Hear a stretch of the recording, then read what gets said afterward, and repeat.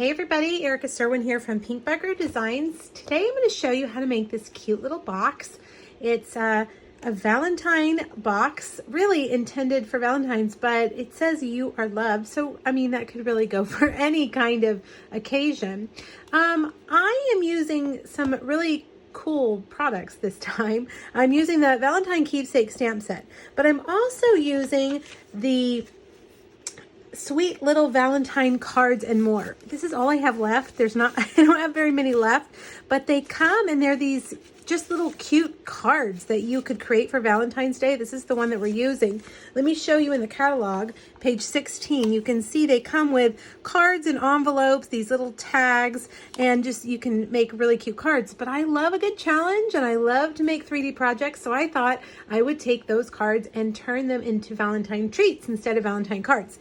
So this is the first of 4 videos I'm going to shoot with these. If you're looking for more ideas on how to use either the stamp set or the cards, make sure you click on the link and go over to my blog. There'll be 3 on that post. There's also going to be a 4th one that I'll post on Monday. So you can find them on my blog or on my YouTube channel. Okay, well, let's get started. Let me show you what's inside. I always love to find good little treats for inside. These are the Valentine Ding Dongs. Everybody loves a good treat, a little cake treat from the grocery store. These are easy to find. So that's what we're going to use. They fit perfectly inside this box. Okay, we're going to start. Here's the card that we're going to use. I love this color combination. You could use the back side as well, but I really love this one because it requires no sentiment stamp. We're going to use Pool Party and Basic White Thick cardstock. There's a PDF on my blog. Click the link here. Go under the last photo in the blog post and you'll find this PDF. It's free for everybody. You can save it, download it. It has the measurements. It has the products listed, everything that you'll need to make these projects. All right, the first thing that you're going to need is a piece of Pool Party cardstock. And this is going to be our lid. So we want to make the lid just a tiny bit bigger than the base. So I'm going to take about 6 Post-its and I'm going to put them here on the side of my Simply Scored. And I'm going to score all 4 sides at 1 inch. You have to turn it every time because this little Post-it is creating a little bit of width this way and that way when we score on all 4 sides. All right, so now remove it and let's get the basic thick cardstock, 6 5/8 by 7 5/8. We're going to score this one on 2 inches on all 4 sides.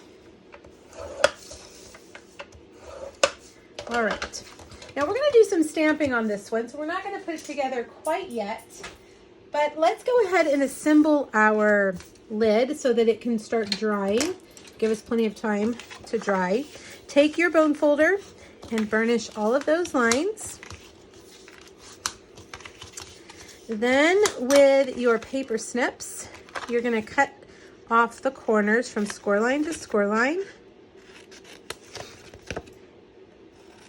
And one more. Then you'll snip those score lines along the 2 shorter sides. All right, we have lots of different adhesives that you could use, but I'm really finding here in the humid climate of South Texas that our liquid glue works the best. So I'm going to take a little bit and put it on those corners, and I'm going to fold them in to that side. If I can do it without getting it on my fingers. And I'm going to press them in, but then they'll pop open. See how they pop open? So instead of having to hold it for a while, I've got these little clothespins from the dollar store, and I just have them handy for whenever I'm making a box like this, and it will hold them right in place. Okay, let's fold those up and press them in. Let me grab a couple of more little clothespins, and there we go. So there's our lid. We'll set it aside to dry, and we'll come back to it in a little while. Now for the bottom, we're going to do the same thing to the bottom, but we're going to do some stamping first. So let's go ahead and trim, same corner to corner, like that. And then on this short side, we're going to trim all the way up. And there. Now, we're going to use this stamp from the Valentine Keepsakes, this little heart, these little flower hearts, heart flowers. And our box, this is the bottom of our box. The sides are going to come up like this. So we want the flowers to come up this way. But one thing I noticed the first time I made it, if I stamp my flowers too high, when I put the lid on, you can't see them. So you want to position your stamp pretty low down like this. You're going to lose a lot of the stem, but that's okay. Also, we're going to color them with Stampin' Write markers. And you'll find that when you color with a Stampin' Write marker, the first inking isn't all that bright and vivid, and usually you just have to go with it. But now that we have the Stamparatus, we can actually do it twice to make it bright and bold. So I'm going to use my Stamparatus to do that. I'm going to lay this down. Let's see, I want to make sure I get this on here the right way. Remember, this is folding up, so the flowers need to come up like this, okay? So I didn't clean my stamp, so I better get it right the first time. Let me put my magnets here. It's like that. And I'm going to set this down right about there, right? Pick that up. And now we're going to color it.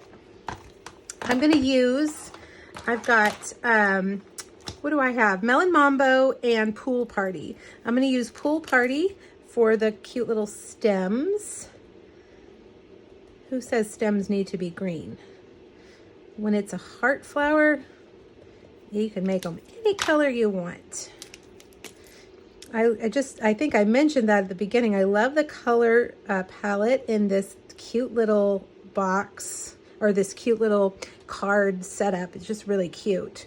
Melon Mambo, Pool Party, two of my favorite colors. All right, now see how it's just kind of washed out? No problem. We're gonna go back over our flowers like that. And the second time, it's gonna make it really much bolder and brighter. Okay, let's see. Very nice. Now, so that I know exactly where to put my box, I'm going to draw a line on this grid paper so I can see exactly where to set it when I flip it over. All right, so let's flip it and set it right back in there. It's got some fibers hanging around. Let's get that right in there. Now I know when I stamp it, it's going to be exactly in the right place. All right, so let's color our flowers again. And you could do this, you know, numerous times depending on how dark you want your colors. And you don't really need to go all the way down because the bottom of those stems are going to be on the bottom of the box. Okay, there's one. And if you don't like that on the bottom of the box, if that bothers you, put a Post-it note right there to cover that area. So when you stamp, it won't go onto the bottom of your box. I am not too picky about that.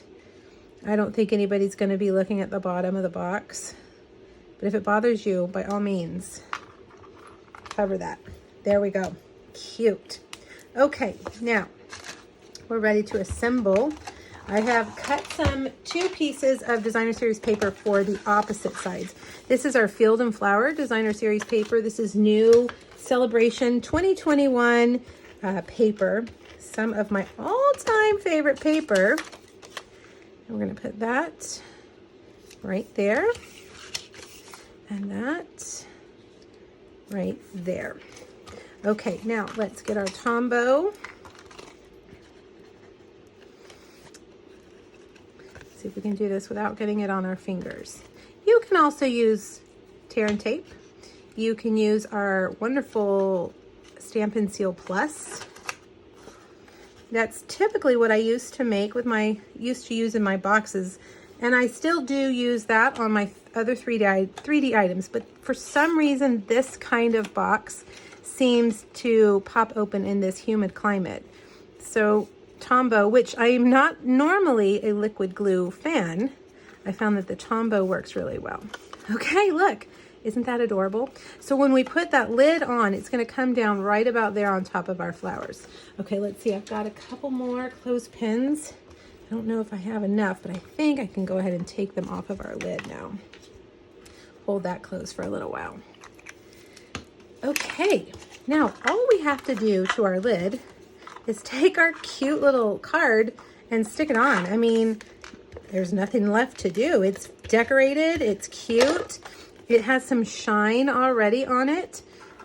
So, you know, why mess with perfection? All right, push it down, make sure it's nice and centered, and there you have it. Perfect.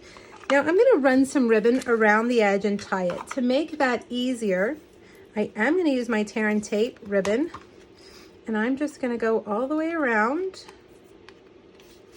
like this.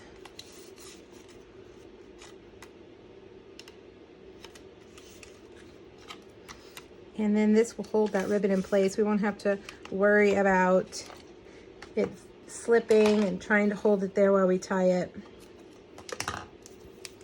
Okay, so press that down.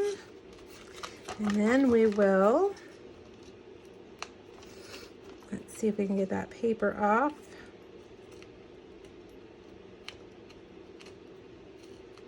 Almost got it, almost got it. There we go.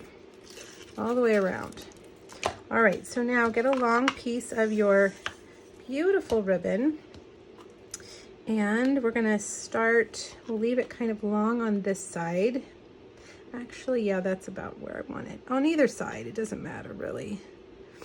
Wrap it around, pressing into that adhesive. This way it's on there. You don't have to worry about it. Okay, meet in the middle.